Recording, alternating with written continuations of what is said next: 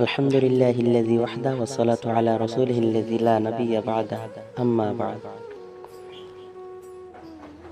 প্রিয় ভাইরা, একটু চোখ বন্ধ করুন, কল্পনা করুন আপনি একা, নিঃশব্দ রাত, চারপাশ নিঃশব্দ, হাতে মোবাইল, এবং আপনি এমন কিছু দেখতে যাচ্ছেন যা হারাম, যা আল্লাহ তাআলা অপছন্দ করেন।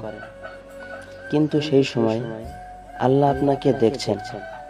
আল্লাহর ফেরেশতা লিখে রাখছেন আপনার প্রতিটা ক্লিক, প্রতিটা স্ক্রল, প্রতিটা অশ্লীল কথা, অশ্লীল ছবি। আপনি মানুষকে লজ্জা পান, কিন্তু আল্লাহকে লজ্জা পান না।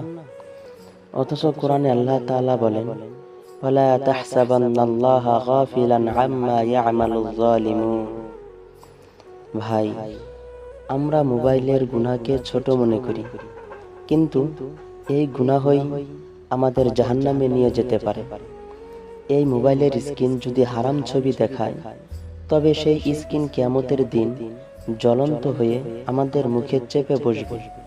রাসূল সাল্লাল্লাহু আলাইহি ওয়াসাল্লাম বলেন, যে লজ্জা করতে পারে না, সে যা খুশি তাই করে।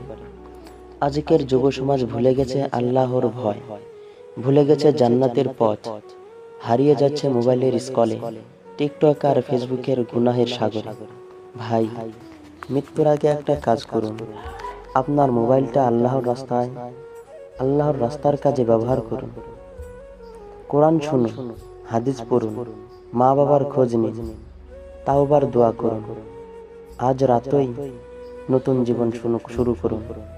আজ রাতেই হারাম থেকে ফিরে আসুন, কারণ কে জানে আগামী ফজরের আজানটা আপনার জন্য আর বাজবে কিনা। আল্লাহ আমাদের সবাইকে হালাল পথে চলার তৌফিক দান করুন। আমিন ইয়া রাব্বুল আলামিন।